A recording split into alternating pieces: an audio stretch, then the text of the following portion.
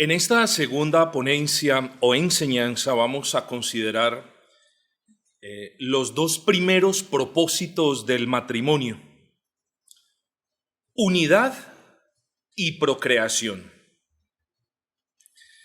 Habiendo ya explicado que el matrimonio, recuerden, es una institución divina, universal y sagrada, y habiendo provisto una definición robusta de familia cristiana, terminamos la primera ponencia diciendo que a menos que una familia respete el diseño de Dios y a menos que por la gracia de nuestro Señor nos esforcemos para vivir bajo los propósitos por Él establecidos, en realidad estábamos siendo una familia pro mundum y no una familia contra mundum.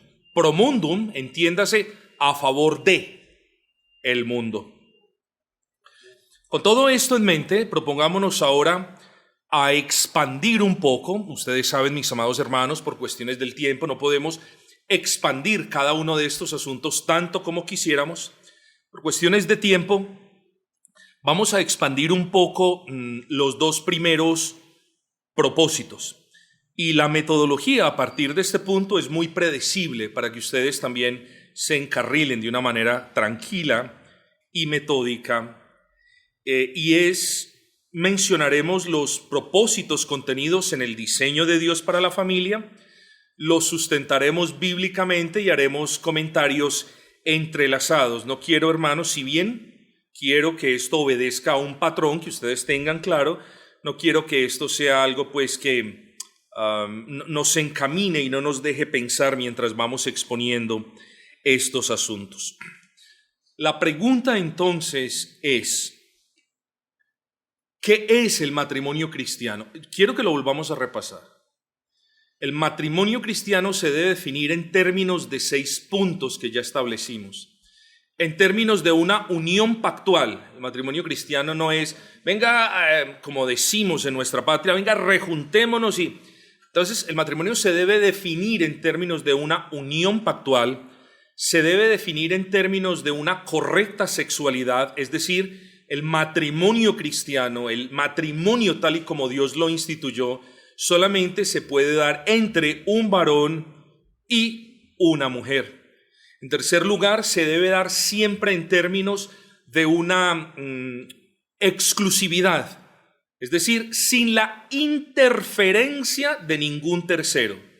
Este es un tema delicado, el cual no vamos a abordar en esta ocasión, pero no podemos hablar de una unidad marital o de un matrimonio con el papá y la mamá entrando y diciendo y saliendo y opinando, porque no vamos a tener una independencia.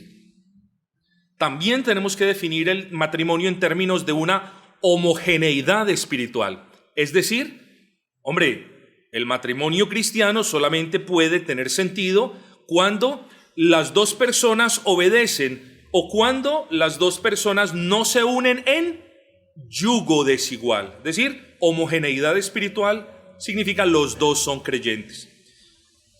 También hablamos de una sujeción a Cristo. No podemos hablar de un matrimonio cristiano que profese la fe cristiana mientras están desobedeciendo al Señor. Y hablamos de matrimonio cristiano como esa unidad definida anteriormente o definida con todos los puntos anteriores en mente. No podemos hablar sin que tengan como deseo cumplir los propósitos que Dios estableció para ellos. Ahora bien, ¿cuáles son esos propósitos? Miren que todo va teniendo sentido. El primero es reflejar, o más bien se los pongo de esta manera. Hay propósitos para el matrimonio hablando exclusivamente de esposo y esposa, y hay propósitos para el matrimonio hablando ya a los esposos, pero ahora como padres. Los esposos tienen propósitos: reflejar la unión del Dios Trino, la unidad del Dios Trino, procrear para el Señor y restablecer el orden del hogar de acuerdo a la palabra de Dios. Y el propósito de Dios para los padres es educar a los hijos como Él lo ordena para su gloria. De estos asuntos vamos a hablar en detalle a partir ya de este momento. Hablemos de los propósitos de Dios para el matrimonio. Entiéndase en este para efectos de lo que sigue a continuación, del matrimonio del varón unido a la mujer. Entonces, el matrimonio tiene como propósito, en primer lugar, reflejar la unidad del Dios Trino. Y como les dije ahora, no hay nada más contradictorio que un matrimonio dividido. Presten atención a esto. Esa expresión, un matrimonio dividido, es un oxímoron. ¿Qué es un oxímoron? Un oxímoron es una expresión en el que el significado de una parte de la expresión contradice el significado de la otra parte de la expresión. Entonces, matrimonio dividido es un oxímoron, porque el matrimonio siempre proyecta la idea de unidad. Recuerden, el varón se unió a la mujer. Recuerden las palabras de nuestro Señor en Mateo 19. Lo que Dios unió, el matrimonio es una unión.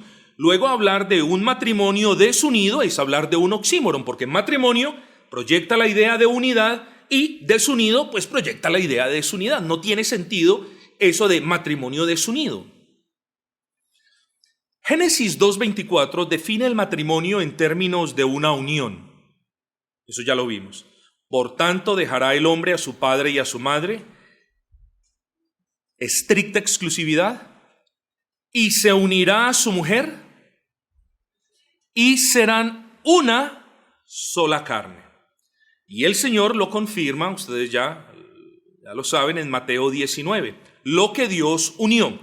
Luego, lo primero y más importante que debe procurar un matrimonio cristiano es guardar la unidad en el vínculo de la paz. Por favor, entienda esto. No solamente la labor en el seno de nuestras familias es estar unidos, sino vivir en paz. No solamente Dios nos dice cómo Él le ordena a esa unión marital vivir en unión, sino que el buen y gran Señor nuestro le dice a esa unidad marital cómo vivir. Vivan en paz. Porque una cosa es que exista una cohabitación entre un varón y una mujer, y otra cosa es que varón y mujer estén cohabitando en paz. Y si algo es de bendición para nuestros hogares es la paz. Porque no hay nada más gravoso, no hay nada más doloroso, no hay nada más tedioso que llegar al seno de nuestros hogares y no encontrar la paz que necesitamos. Así que el matrimonio entre creyentes debe tener algo en claro. Debe tener como propósito luchar por permanecer unidos y también debe procurar permanecer unidos en paz. Cualquier vestigio de desunión, por muy pequeño que sea, entre esposo y esposa, no solamente arruina el testimonio de su matrimonio ante el mundo, sino que pone grandes interrogantes acerca del estado espiritual y de la salud del alma de quienes conforman el matrimonio. El mundo es un mundo que vive en desunión. Martín Lutero en cierta ocasión dijo, este mundo mantiene en desunión, viven en desunión. Todos los del mundo se pelean como perros y gatos, y para lo único que están unidos y de acuerdo es para atacar el nombre de nuestro buen Dios y de todo lo que Él represente. Y es verdad. Así que ninguno entre nosotros puede acostumbrarse a vivir con algún grado de desunión en el seno de nuestros hogares. Ninguno.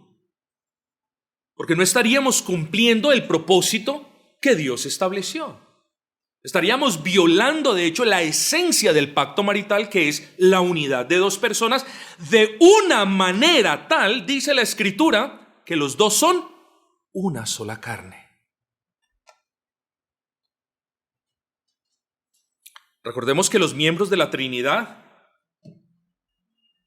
Padre e Hijo y Espíritu Santo están en unión eterna y perfecta en una sola esencia divina. Recordemos que por medio de la fe somos unidos a Cristo. Recordemos que todos los creyentes estamos unidos a Cristo y que esa unidad forma la iglesia. Pero si en un pasaje podemos ver que la unión es un propósito de Dios para con el matrimonio, es en Efesios 5:31. Yo se los leo. Dice: por esto dejará el hombre a su padre y a su madre y se unirá a su mujer y los dos serán una carne.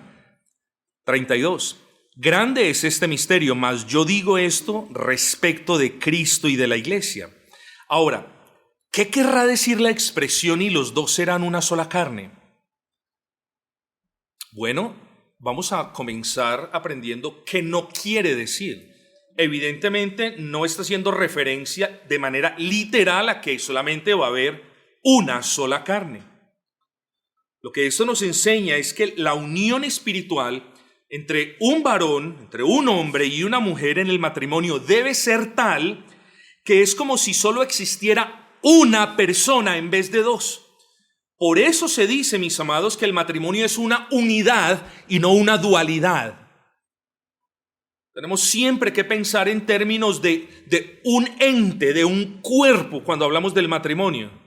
Sí, el matrimonio lo componemos dos personas diferentes. Pero en realidad, cuando usted hable del matrimonio, no hable del matrimonio como si fuera algo externo a usted. Sí, es que mi matrimonio... No, es mi matrimonio del cual yo hago parte. Es algo que nosotros debemos tener un sentido de pertenencia, mis amados hermanos. Porque el matrimonio es una institución divina y la debemos valorar y debemos comprenderla. Y debemos también atesorar las virtudes a la que el Señor nos llama a ejercer en medio de esta. En fin, de la manera en la que Cristo entonces es uno con su iglesia, así también el esposo y la esposa deben ser uno en Cristo. O en otras palabras, el estándar para la unión matrimonial entre un varón y una mujer debe ser, según el versículo 32, la unión entre Cristo y la iglesia. Hermanos, este versículo es de mucha utilidad. Porque cuando nosotros vemos lo que nos dice el apóstol Pablo, haciendo un paralelismo entre la unidad, recuerde quién es Cristo, es la cabeza de la iglesia. ¿Quién es la iglesia? Es el cuerpo de Cristo. No hablamos de dos cosas, hablamos de un cuerpo, de un ser. Bueno, lo mismo es en el matrimonio. En el matrimonio no hablamos... El varón es la cabeza y es algo aparte de la mujer. No, hermanos, en el matrimonio hablamos de un ente, de un cuerpo. Por eso la Escritura hace referencia al matrimonio como una sola carne. Lo que usted haga mal dentro del matrimonio afecta todo el matrimonio. De eso podemos hablar mucho y de hecho vamos a hablar más adelante. Pero mis amados, el estándar no lo fijo yo, no lo determina usted. El estándar es determinado por Dios mismo en su palabra al comparar cómo debe ser la unión en el seno de nuestros hogares. Y el Espíritu Santo, por medio del apóstol Pablo, nos dice, debe ser tan íntima la unión como lo es la de Cristo a su iglesia. Entonces miren el estándar, hermanos. Si el estándar fuera bajo, nosotros llegamos aquí. Pero el estándar Dios lo establece en los términos más altos posibles. Y si bien ninguno de nuestros hogares, ni ningún otro hogar, podrá jamás imitar en calidad o en cualidad ese estándar, ahí está el estándar para nosotros. Y siempre vamos a ser recordados de lo mucho que nos falta. Así que ninguno de nosotros, mis amados hermanos, en esta tarde puede recostarse sobre los laureles y decir, vaya glorioso hogar en el que vivo, vaya gloriosa familia en la que me encuentro. Demos gracias a Dios si el Señor nos ha bendecido con una familia, pero hermanos, no nos olvidemos de mirar el estándar de Dios, porque cada vez que nos recordemos el estándar de Dios, seremos recordados de cuánto nos hace falta, de cuánto debemos trabajar en el seno del hogar, de cuánto debemos esforzarnos por imitar esa unión entre Cristo y la iglesia. Saben, hermanos, si nuestro hogar no es testimonio de unidad, el mensaje en realidad que le estamos dando al mundo no es, como debiera ser, estamos en contra suya, sino aprendimos de ustedes. Es más, quizás un día un impío que conozca las Sagradas Escrituras, pero también cualquier desunión que hay en su hogar, quizás le diga, su Dios está tan desunido como usted de su esposa. ¡Qué vergüenza, hermanos! O su Cristo está tan distante de su iglesia como usted está distante de su esposa. ¡Qué vergüenza, hermanos! Así que nosotros tenemos como propósito reflejar la unidad de nuestro Dios. Noten pues que la unidad matrimonial de la que hablamos no la hemos definido en términos, y prestemos atención a esto, porque debemos aprender a pensar de una manera más bíblica, más madura, mis amados. Nosotros, hermanos, no podemos definir, usted no me puede decir a mí, pero pastor, yo estoy en una unidad con mi esposo, ni viceversa, porque mire, pastor, nos ponemos de acuerdo en todo. En el color de la habitación de la niña, en el nombre que le pusimos al niño, en el carrito que decidimos comprar. Mire, ahí está la unión. No, mis amados hermanos. Estos incluso son asuntos que una pareja madura puede estar en desacuerdo y eso no atenta contra la integridad de la unidad. La unidad por la que debe ser conocida cada unión matrimonial es la unidad de propósito. No es si estamos de acuerdo en el color de la casa o qué vamos a hacer si compramos un nuevo juego de cuchillos o si vamos a pasear. Mira, estamos unidos. ¿Por qué? Porque decidimos al mismo tiempo que íbamos a pasear al lago Calima.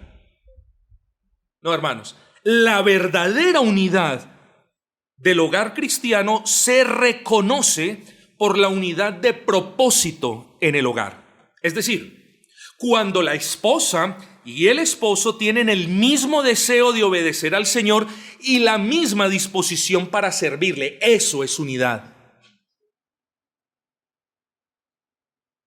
La unidad matrimonial no se observa en decisiones triviales como ambos queremos ir a cine, sino en el deseo que ambos tienen de trabajar juntos y en armonía en una reforma del hogar conforme a la palabra. Ahí se conoce que hay una verdadera unidad, un verdadero deseo.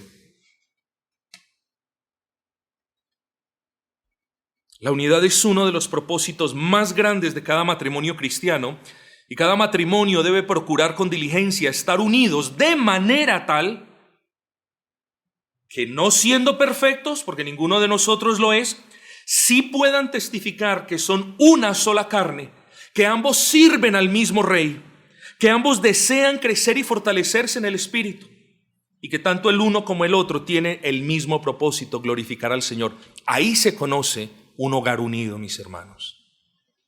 Luego, y esto es un ejercicio para que usted lo haga en la intimidad de su casa, discutan, dialoguen. Amor, en realidad sí tenemos el mismo propósito. Sí queremos crecer en el Espíritu, sí queremos luchar contra el mundo, sí queremos obedecer a Dios, sí queremos sujetarnos a la palabra. Si así es, entonces podemos hablar de un mismo propósito y luego podemos hablar, gloria al Señor, hay unidad en el seno de la familia. Pero ¿qué pasa? ¿Qué pasa si usted se encuentra en el caso de que esta unidad no está en el seno de la familia? No hagan lo que hacen los impíos, mis amados. El impío es el facilista que apenas ve la cosa difícil o dura, lo primero que busca es lo que busca el mundo. ¿Qué es? Divorcio. Eso lo hace la gente del mundo, hermanos. En las dificultades de la familia o del matrimonio como núcleo básico de la familia, ambos, particularmente los creyentes, son llamados a sujetarse al Señor, son llamados a buscar la restauración, no son llamados a actuar como la gente del mundo.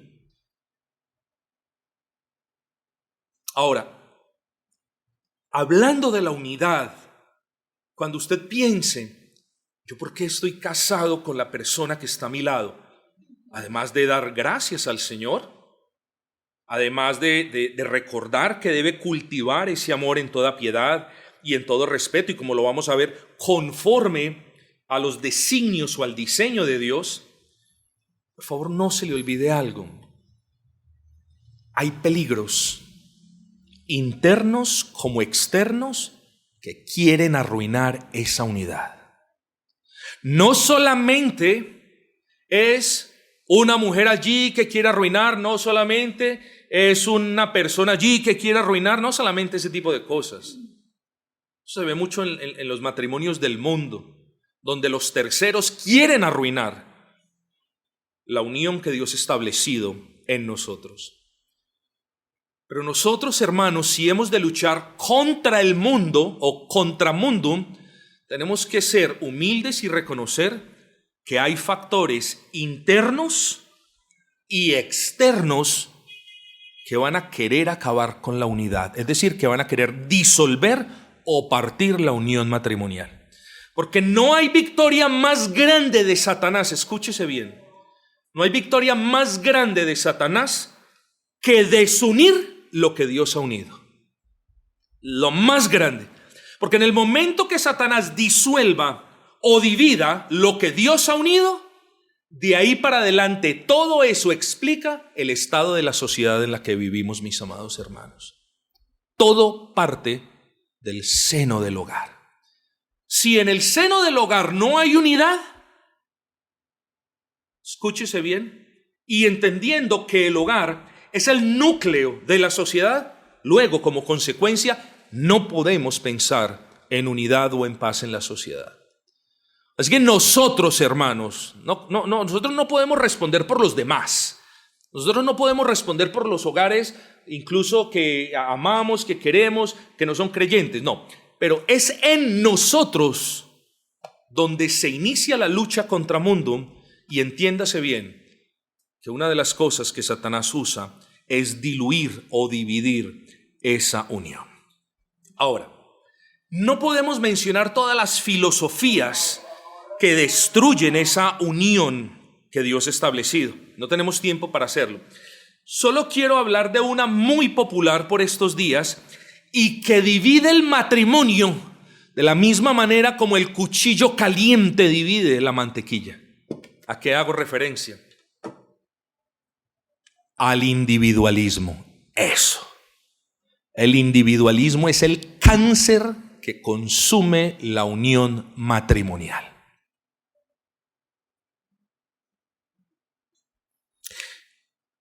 El individualismo, visto como esa gran amenaza para la unidad del matrimonio, puede ser definido como la tendencia que tiene uno de los esposos en centrarse en sí mismo, aún en detrimento del bienestar del matrimonio, o en la propensión del otro esposo en alcanzar sus metas, ideales y deseos a costa incluso de la estabilidad y de la unión del hogar.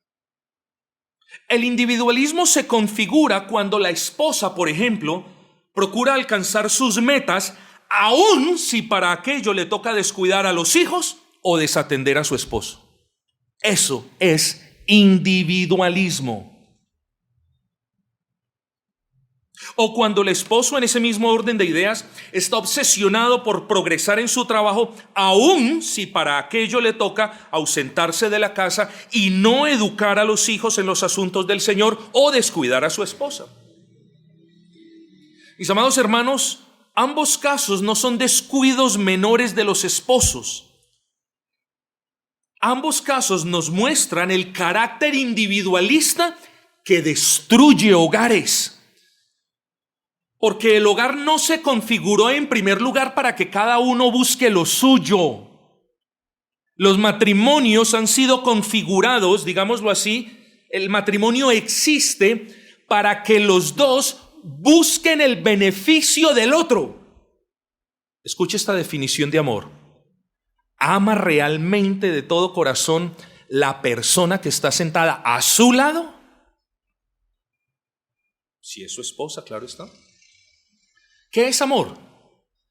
Amor es la gracia de Dios mediante la cual nosotros buscamos el bienestar integral de nuestras esposas para la gloria de Dios, aún en detrimento mío. Eso es amar a alguien. Amar a alguien no es decirle, te amo, mi amor, no sabes cuánto. No. Amar a alguien es buscar de manera activa, constante, sacrificial, el bienestar de la otra persona para la gloria de Dios, aún si buscar el bienestar de mi esposa, aún es en detrimento de este servidor. Eso es amor. Luego, hermanos, el matrimonio cristiano presupone amor entre ambas partes. Y si eso es correcto, y debe serlo, tenemos que el matrimonio cristiano excluye la posibilidad de tener alguno de los dos buscando lo suyo propio, queriendo lo suyo propio, y al buscar eso, la persona sin darse cuenta muchas veces descuida su hogar. Hermanos, hoy no es día de consejería, hoy no es día de hablarle a la iglesia del Señor, hoy no es día de que el pastor abra el corazón, pero hoy es día, hermanos, de recordarles lastimosamente a lo largo de los años cuántas tragedias de desunión en los hogares han causado personas que por mucho tiempo se ocupan en lo suyo de manera individual y cuando despiertan, ya es muy tarde, el hogar se ha dañado. Bueno, yo soy uno de los que digo de que nunca es tarde, de que siempre hay posibilidades y siempre las debemos buscar. Pero nótese el daño que un individualista causa en el seno de su hogar. Por estar buscando lo suyo propio, ha descuidado a su esposa y ha descuidado a sus hijos. Ese es uno de los más grandes peligros a los que nos enfrentamos. El individualismo promueve la satisfacción personal, mientras que el matrimonio bíblico exige sacrificio y entrega. Los esposos deben estar dispuestos a poner las necesidades del otro por encima de las suyas, un concepto que se opone directamente al individualismo. Segundo, el individualismo valora la independencia y la autosuficiencia. Qué cosas más diferentes al matrimonio, ¿no? Porque en el matrimonio simplemente hablamos de una relación de interdependencia. Claro, de una dependencia directa de ambos para con Dios, pero hermanos, no hay nada más hermoso en el matrimonio que depender, cierta manera, de la esposa y que la esposa dependa del esposo. Ninguno de nosotros somos suficientes. Por eso el Señor habla de ayuda idónea para el hombre. El hombre no es suficiente en sí mismo, digámoslo así, en este ámbito de estas enseñanzas. Así que, hermanos, el individualismo promueve la independencia y la autosuficiencia. No, el matrimonio de los creyentes es una relación de interdependencia donde cada uno de quienes componen el matrimonio complementa y apoya a la otra persona, formando así esa unidad. En una cultura individualista como la nuestra, las prioridades personales y los objetivos individuales suelen prevalecer sobre los del hogar.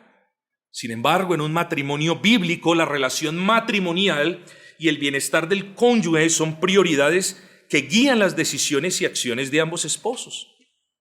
Yo le quiero hacer una pregunta. Podríamos hablar y hablar y hablar y hablar. Hermanos, el tiempo es corto y yo solamente quiero que usted se lleve estas ideas bien formadas en su mente, si el Señor lo permite. ¿Alguno de ustedes dos sufre de individualismo? Un versículo, cada uno, un versículo que le puede ayudar a desechar todo individualismo y a salvaguardar la unidad es este. Filipenses 2, versículo 3 al 4. Si alguno de ustedes sufre de este peligroso mal del individualismo, léase Filipenses 2, 3 al 4. Dice: Nada hagáis por contienda o vanagloria, antes con humildad, estimando cada uno a los demás como superiores a él mismo. Dice, oiga, no mirando cada uno por lo suyo propio, sino cada cual también por lo de los otros. Así debe ser el matrimonio, mis amados. No hagan nada, dice el apóstol Pablo. No hagan nada por contienda en sus hogares. No hagan nada para exasperar a la otra persona. No bata la leche porque le sale queso. Hermanos, ¿cuántas veces? Seamos honestos, estamos hablando entre creyentes, pero seamos honestos. ¿Cuántas veces nosotros hemos obrado de manera tonta, innecesaria, molestando a la otra persona, diciéndole algo que la va a molestar como si eso fuera de gran aporte para el matrimonio? Hermanos, no hagan nada por contienda. No hagan nada para contrariar a la otra parte. Usted no se casó con un enemigo por amor a Cristo. Usted se casó con una persona que ama. Busque que todas las palabras sean de bendición, sean de ayuda, de consuelo, de bálsamo para esa persona. No busque exasperar a la otra persona, no busque molestar a la otra persona. No hagan nada para indisponer a su contraparte. Eso es lo que nos dice el apóstol Pablo. Pero también nos dice, no hagan nada por vanagloria. Yo no sé, hermanos, pero es muy horrible pensar o concebir la idea de que en un matrimonio una de las dos partes le dice a la otra, es que gracias a mí estamos donde estamos. O es que gracias a mi trabajo estamos donde estamos. O es que gracias a lo que papá me dejó estamos donde estamos. O es que gracias a mis estudios tenemos lo que tenemos. No hagan nada por vanagloria. Estas cosas, estos trapitos sucios se los sacan los del mundo. Los creyentes no nos sacamos trapos sucios. Discutimos y dialogamos en el contexto de amor mutuo en Cristo. A menos de que querramos destruir la unidad, que es lo que hacen los impíos. Entonces hágalo. Sáquele en cara a la otra parte lo que tiene, lo que es, sáqueselo en cara. Pero eso lo hacen los del mundo, no lo hacemos nosotros, hermanos queridos. No hagan nada por vanagloria. No hagan nada para demostrarle a la otra persona que usted es el del talento o que usted es el del dinero.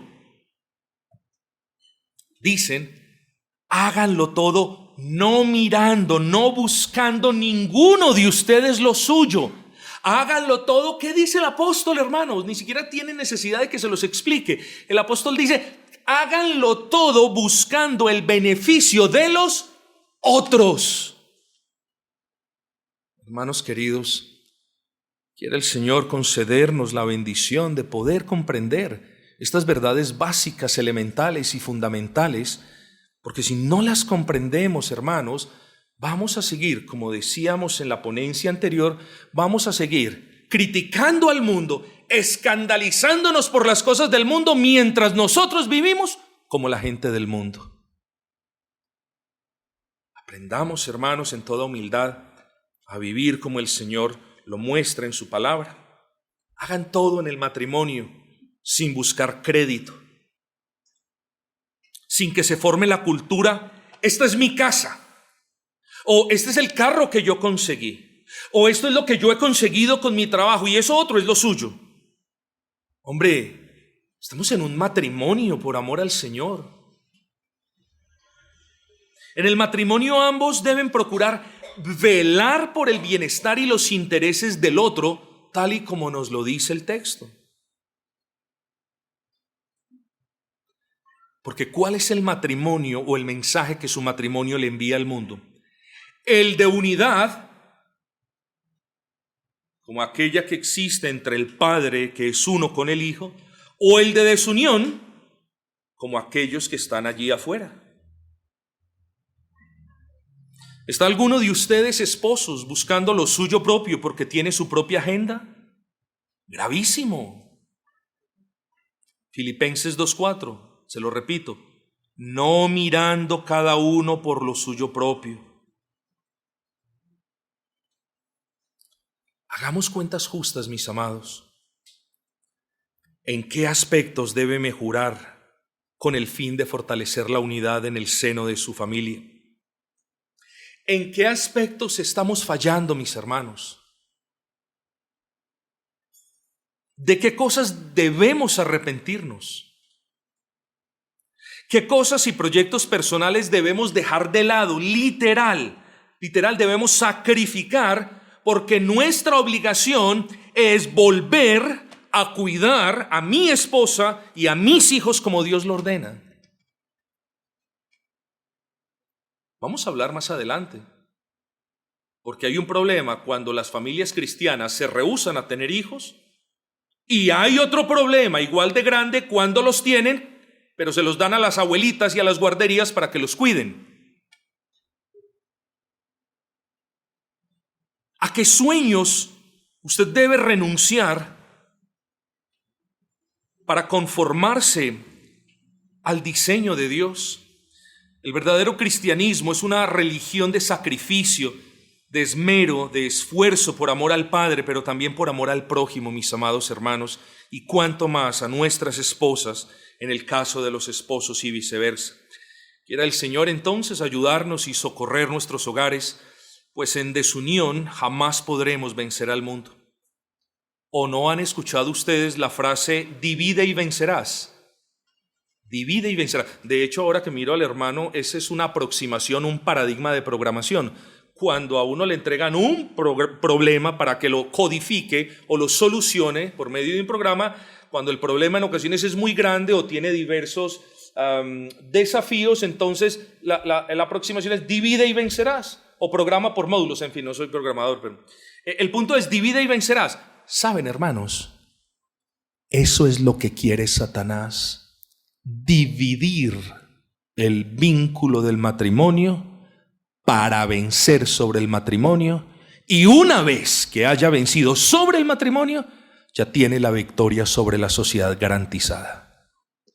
Así que sí, hermanos, Dios es el Rey, el soberano, pero nosotros no podemos huir la responsabilidad que tenemos como matrimonios creyentes en esta lucha contra el mundo. Divide y vencerás, no se te olvide esa expresión. Eso es lo que quiere hacer el demonio en su hogar. Comenzar a desunir. No sé si ustedes tienen en mente aquellas casas de baré que a mí me tocaron, unas guaduas, las dejaban secar, después las abrían y las iban pegando ahí con un montón de cosas. Y hermanos, piensen en esas endijitas que quedaban ahí, por esas endijitas quiere entrar Satanás. Y si nosotros no hacemos nada, esas endijitas van a seguir expandiéndose y expandiéndose, hasta que cuando entre ya va a ser muy tarde sacarlo, mis hermanos. Hoy es un buen día para considerar estos asuntos. Hoy es un buen momento, hermanos, para mirar junto con la esposa cómo está nuestra vida en familia, cómo está el estado, cómo es el estado de nuestro hogar.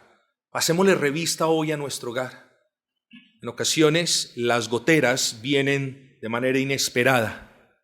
Bueno, mis amados, cuando hay una gotera, usualmente nos movemos a resolverla, porque una gotera que no se resuelve, luego pudre el techo y la casa se viene abajo. No permita una mayor afectación de su hogar por descuidar aquellos aspectos que necesitan ser tratados hoy mismo. Eso es lo que quiere el mundo, fracturar la familia, y cuando la familia esté fracturada, entonces ya habrá vencido.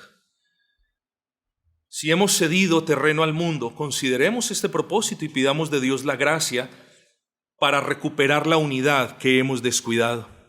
No permitamos que el desánimo nos gane el pulso, mis amados. No hay desunión marital que Dios no quiera sanar. Miren, hay voluntad secreta, no es que hayan voluntades, pero la voluntad del Señor tiene un aspecto secreto. Yo no conozco qué va a pasar en 5 minutos. Pero hay un aspecto revelado que todos sí conocemos. ¿En dónde? En la palabra del Señor. Y yo le quiero decir a usted una cosa, a ciencia cierta. Yo no sé qué Dios tenga para usted mañana o qué le vaya a dar o a quitar pasado mañana. Yo no lo sé, no se los puedo decir.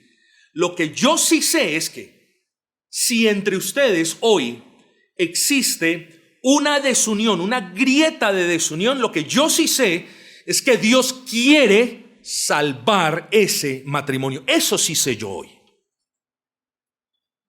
Pastor, es que mi grieta, la grieta que hay en el hogar ya es muy grande. No, yo también sé otra cosa, que no hay grieta grande que Él no pueda cerrar, hermanos. Así que cobremos ánimos también. Que los esposos renuncien a todo individualismo por la gracia del Señor y que su espíritu vuelva a unir lo que nuestro pecado ha desunido. Que los matrimonios busquen ávidos la restauración de su unidad para así poder tener una unidad de propósito. Y entonces, una vez unidos y fortalecidos conforme el diseño de Dios, entonces que comience la lucha contra Mundum. Antes no se puede, hermanos. Un reino dividido, ¿qué dice? No va a prevalecer. Una familia dividida tampoco prevalece. Es necesario entonces la unidad de nuestras familias, mis hermanos. Pero el segundo propósito que vamos a considerar no es el de la unidad, reflejar la unidad del Dios que nos ha unido. Es la procreación. Eso es un tema delicado y es un tema en el que no aspiro a tener la recontraúltima palabra inapelable. No, yo no la tengo. La tiene la palabra del Señor, pero tampoco me voy a esconder de la responsabilidad que tengo de anotar o de pedirles que miren ciertos asuntos que la palabra del Señor deja en claro. Porque de nuevo no podemos hablar de que estamos listos para luchar contra Mundum si yo, en el seno de mi hogar, he adoptado una filosofía del mundo, como lo es. Hoy en día ya no quieren tener hijos los hogares cristianos. Entendemos, escúchese bien, entendemos que hay factores biológicos o providencias de Dios. Factores biológicos, dentro de las providencias, no se pueden tener hijos, o providencias de Dios donde el Señor, en su soberanía, pues impide temporalmente que algunos hogares tengan sus hijos. Espero que al escuchar los siguientes argumentos no haya nadie en este lugar que diga: ese hombre está violando mi libertad de escoger tener o no tener hijos. Yo deseo en toda humildad recordarle dos cosas. La primera, la mujer no debe tener hijos de un varón fuera del vínculo matrimonial. La segunda, ni la mujer ni el varón deben negarse a procrear si están unidos en el vínculo del matrimonio. ¿Sí me comprendieron? Después de la unión matrimonial y después de que Dios bendijo ese primer matrimonio, estoy hablando del de Adán y Eva, observamos que fue Él mismo quien estableció otro propósito para esa primera familia en su estado más básico o primario. Ese segundo propósito fue el de fructificad y multiplicaos. Nunca les dijo: miren, si las circunstancias se lo permiten, pues, hombre, miren a ver si quieren tener un hijo. Nunca podemos deducir de la bendita palabra del Señor que la tenencia o la procreación de los hijos es algo opcional para el matrimonio. Por muy difícil que esto sea de digerir, y le hablo con sumo respeto, estimado hermano, Dios no nos dice: miren a ver si quieren. No, da la orden: fructificad y multiplicaos. En términos modernos, procreen o tengan hijos e hijas. Eso nos lo dice Dios mismo. Génesis 1:28. Y los bendijo Dios a Adán y Eva y les dijo: fructificad y multiplicaos, llenad la tierra y sojuzgadla. Alguien podría reclamar, pero pastor, los tiempos han cambiado y ahora es la familia la que debe decidir si tiene hijos o no. Pero esa excusa no es válida por varias razones. La primera, porque el propósito de Dios para el matrimonio de Adán y Eva no solamente fue relevante y vinculante para ellos, sino que lo fue para todos los matrimonios a partir de ellos. ¿Saben qué sucede? Y también lo digo con respeto porque yo no puedo irrespetar las diferentes congregaciones de donde ustedes vienen, mis amados.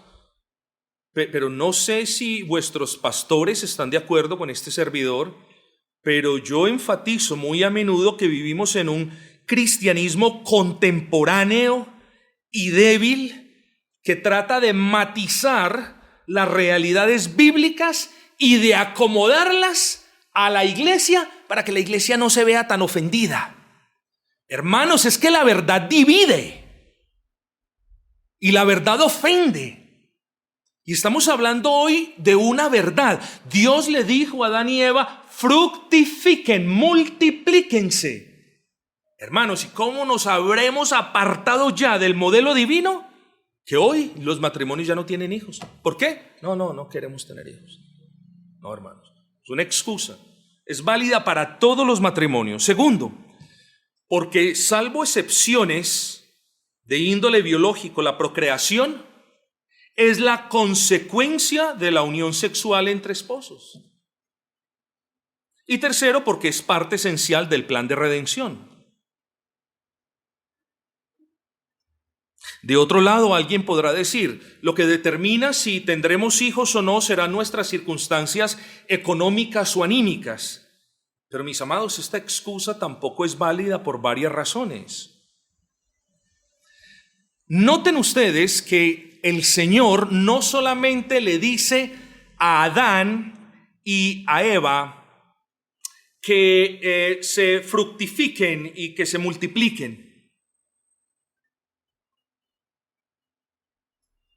Después de la caída, esta misma orden fue reiterada. ¿Se acuerdan? Vamos a ver si se acuerdan.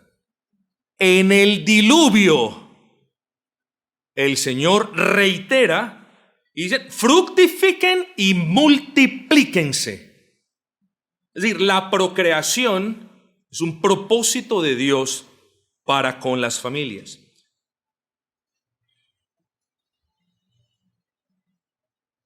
El propósito de procrear que Dios estableció para todos los matrimonios o familias fue establecido sin excepciones.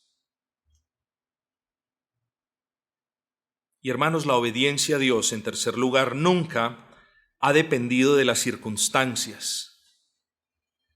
Es decir, Dios nunca nos ha dicho: oigan, aquí les dejo una norma para que obedezcan. Pero bueno, ustedes están en libertad de obedecerla. Hombre, solamente cuando las circunstancias se conjuguen para que usted lo pueda obedecer. No, hermanos, es en toda situación que nosotros debemos obedecer a Dios. ¿O no es así, me pregunto? Es en toda situación. Claro, hermanos, procuramos tener una estabilidad y eso está bien. Lo que no podemos hacer es escondernos detrás de una excusa para honrar a Dios en el seno de nuestras familias, hermanos queridos. Así que la procreación es un propósito de Dios para con el matrimonio. No es un asunto de poca monta. Y yo deseo que mediten esto. Una familia que se niega a cumplir con el propósito de procrearse es una que, en primer lugar, menosprecia el diseño divino del hogar. Ojo, que aquí no estamos hablando de, es que yo ejerzo mis libertades o por cuestiones de conciencia. No. Cuando Dios nos ordena hacer algo, no hay libertad que usted pueda argumentar para no cumplirlo y no hay cuestiones de conciencia que usted pueda arguir para decir: Señor, por cuestión de conciencia no te obedezco. ¿Entendió eso? Es muy importante, hermanos. De nuevo, hacemos hincapié, ojo, en que hay casos de casos. Pero la mayoría de los casos, estamos hablando de familias creyentes que se rehúsan a procrear. Así que no solamente ellos están menospreciando el diseño divino del hogar, hay una desobediencia a este plan establecido, y es una familia que en última instancia le falta fe. Porque, hermanos, el Dios que yo adoro, el Dios que se ha revelado a sí mismo en las Sagradas Escrituras, nunca ha sido un Dios que no haya provisto a un pueblo que quiere obedecerlo. Yo no conozco a ese Dios. Cuando uno quiere en realidad obedecer a Dios, tenemos en Él un Dios que allana el camino delante de nosotros y nos provee conforme a las riquezas suyas en gloria. Cuando hablo de que una familia se rehúsa a procrear, hablo de una familia cristiana, y cuando he dicho que les falta fe, es porque la Escritura habla de los hijos como una bendición de Dios, mis amados hermanos. Uno de esos versículos usted lo puede encontrar, Salmo 127:3. Herencia de Jehová son los hijos, cosa de estima el fruto del vientre. No nos sorprende entonces, dado el mundo caído en el que vivimos, que los impíos no obedezcan a Dios. No nos sorprende que hombres se casen con gatas y mujeres con perros, uniones que además de ser abominación a Dios no tienen como propósito procrear. Tampoco nos sorprende hombres y mujeres impíos que se llenan de perros y gatos porque es más fácil, más económico y menos doloroso. Tampoco nos sorprenden las mujeres vanidosas que se casan, pero que están tan preocupadas por la posible deformación de su cuerpo después de un parto que mejor no tienen hijos. El punto es este, mis hermanos. En una sociedad progresista y degenerada como en la que vivimos, la mujer le está sacando el cuerpo a la maternidad para la que fue diseñada, y el hombre está siendo cómplice de este pecado. Y eso lo debemos erradicar en nuestras familias, hermanos. Al pactar unirse en matrimonio con alguien que tiene en su corazón no procrear, aquí, hermanos, en cierta manera, el consejo es: no se case. Pero pastor, ¿por qué hace eso? ¿Pero cómo así? Entonces, su aprecio y amor por la otra persona está por encima de la obediencia suya para con Dios. Si está por encima, entonces cásese, pues ya entiendo. Pero si en verdad usted es un cristiano y comprende que la obediencia suya para con Dios está muy por encima del amor que usted puede tenerle a otra persona, entonces tenga cuidado. Porque si usted se casa con una persona que se niega a procrear, usted desde el comienzo, varón, está cediendo la autoridad que Dios le ha dado a usted como cabeza del hogar. Se está haciendo cómplice de una desobediencia antes inclusive de entrar en el pacto marital. Espero que me comprendan, hermanos. Estos son razonamientos sencillos. Aquí no es el pastor diciendo lo que tienen que hacer. No. Estamos deduciendo lógicamente de la palabra lo que tenemos. Si uno de los propósitos de Dios para el matrimonio es la procreación, entonces, hermanos, yo no me puedo casar con una persona que desde antes no quiera procrear. No, eso no es para mí. Casémonos, pero no vamos a tener hijos. Tengamos cuidado con eso. Lo que no solo nos sorprende, sino que nos duele, es ver matrimonios cristianos rehusándose a cumplir con ese propósito que Dios estableció. Es muy triste en realidad observar que algunos matrimonios, pensando en sus carreras y otros en sus planes y otros en seguir disfrutando de una vida sin responsabilidades, se rehúsen a tener hijos. Qué pena y dolor, mis amados. Qué pena y dolor que no pocos matrimonios cristianos ven en los hijos el truncamiento del potencial laboral, o el estancamiento de mis planes, o el cese del goce matrimonial. Qué pena, hermanos. Son matrimonios que no han comprendido bien para qué Dios los ha unido. Históricamente, la procreación ha sido un propósito central, sino uno de los principales en el matrimonio, y sobre todo en el matrimonio de los creyentes. El mundo, mis amados, tiene hijos por tenerlos. Y es bueno recordar que al nacer, crecer y vivir en enemistad con Dios, entre más hijos de impíos, mayor maldad en la tierra. ¿Sí lo entendió? Note esto. Note eso, hermanos. Entre mayor es el número, note el razonamiento, vuelvo a echar para atrás porque veo que el mundo tiene hijos por tenerlos. Esos hijos nacen en enemistad con Dios. A esos hijos nadie les enseña el camino de la justicia. A esos hijos pocos le proclaman el evangelio. A esos hijos lo que les enseñan son las maldades que ellos ven en el seno de su hogar. Y entonces, entre más hijos impíos, mayor será la maldad en la tierra, mayor será la iniquidad reinante, mayor será la oposición contra el matrimonio que a la final vamos a soportar. Por favor, no saque excusas. Por favor, no razone falazmente diciendo, es que nadie nos va a garantizar que si tenemos hijos van a ser creyentes. Es cierto, nadie nos lo va a garantizar. Pero a nosotros no nos incumbe eso. A nosotros no nos incumbe que a menos que Dios nos garantice que nuestros hijos van a ser creyentes, entonces no vamos a tener hijos. No, eso no nos incumbe a nosotros. A nosotros nos incumbe primero procrear, porque es un diseño establecido por Dios. Y segundo, ¿no somos hogares cristianos o a la final somos o no lo somos? Bueno, entonces a nosotros nos incumbe abrazar la promesa. Instruye al niño en su camino y cuando fuere viejo no se apartará de él. Es una promesa para los hogares cristianos. Una promesa. Eso nos incumbe a nosotros. Entonces, cuando una familia, vuelvo y repito, cristiana se rehúsa a procrear, lo que últimamente está haciendo es tomar una actitud pro mundum, es decir, a favor del mundo, en vez de tener una actitud contra mundum. Una familia cristiana que no procree es una familia que termina ayudándole al mundo a que la sociedad se degrade más y más.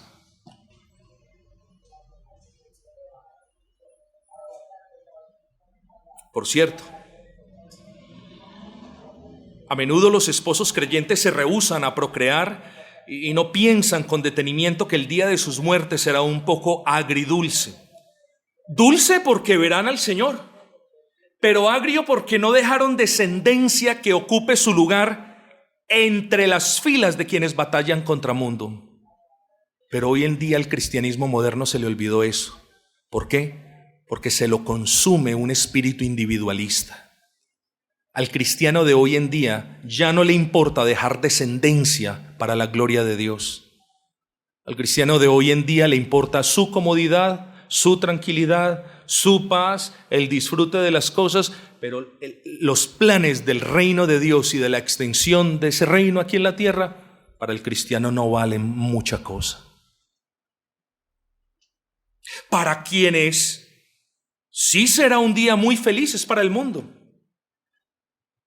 Porque cuando usted muera, si bien estará en el seno glorioso de nuestro Señor, el mundo aquí abajo estará muy feliz porque se anotó una victoria al convencerlos de que era mejor no tener hijos. Estará muy feliz porque en la siempre latente guerra de la iglesia contra mundum, ahora hay 2 guerreros menos y no hay descendencia allí atrás que se esté preparando para batallar contra ellos. El mundo estará muy feliz con la familia sin descendencia porque ahora son 2 luces que no van a alumbrar más. Se apagaron. Simplemente no había otra luz en su casa que brillaron para la gloria de Cristo. El mundo estará feliz porque son 2 voces menos que no van a clamar en el desierto de este mundo: arrepiéntanse de sus malas obras. El mundo estará feliz sin descendencia de su parte porque son 2 granos menos de sal que ya no conservan al mundo de su putrefacción. Ahora la putrefacción del mundo se va a esparcir más y con menos oposición. Hermanos, eso de la procreación no fue un capricho divino. Dios nos guarde de pensar eso. Tiene razón de ser. Que usted quizás no lo haya considerado a fondo, yo lo entiendo. Pero la procreación tiene su razón de ser. Ahora, vamos a ver luego, ya próximamente terminamos esta enseñanza, pero vamos a ver luego que la procreación demanda responsabilidad, particularmente en la crianza y en la educación de nuestros hijos en el temor al Señor. Pero de eso vamos a hablar en el cuarto propósito. Así que lleguemos a la conclusión, mis amados hermanos, reiterando dos de los propósitos más importantes en el seno de la familia cristiana es la unión y el segundo, la procreación. Una vez más, ¿hay algún tipo de desunión entre ustedes? Busquen el diálogo, mis amados. Renuncien a todo egoísmo. Arrepiéntanse de buscar lo suyo. Pídanse perdón, por favor, y perdónense conforme sea necesario. Que cada familia aquí representada ore con fe y convicción, porque como ya lo dijimos, no hay desunión marital que Dios no quiera sanar y no hay grieta en el hogar que su gracia no pueda cerrar. En lo tocante a la procreación como segundo propósito de Dios, hermanos, recordemos, si Él dijo fructificad y multiplicaos, es porque eso es bueno. Los malos somos nosotros que hemos incorporado a nuestras cosmovisiones cristianas ideas y prácticas y razonamientos del mundo. Quiera el Señor, pues, continuar enseñándonos estos asuntos y que en nuestros corazones haya humildad para aceptarlos, que haya diligencia para considerarlos. Hermanos, para mí un privilegio poderme dirigir a ustedes, hermanos que no son de nuestra congregación, esperando y confiando en el Señor que esta segunda enseñanza haya sido de bendición. No, una advertencia y con esto termino, por favor, hermanos, no caigamos en la trampa de, bueno, estas son cosas adicionales. Lo de la unidad lo entiendo. Bueno, la procreación es algo personal. Hermanos, quiero terminar con un ejemplo y espero que esto salga del punto. Hay culturas en nuestro país que son más relajadas que otras, ¿cierto? Entonces, por ejemplo, nosotros típicamente decimos, no, es que el costeño es más relajado, el costeño es el que llega tarde, el que Y yo me pregunto, ¿qué está por encima de qué? ¿La cultura costeña o las virtudes cristianas? Ahí está. Por encima de nuestra manera de pensar está lo que piensa el Señor, lo que Dios reveló en su palabra. Así que, hermanos, espero que sea de bendición, de ayuda, y que el Señor nos bendiga para la tercera ponencia después del receso del almuerzo. El Señor esté con ustedes, hermanos.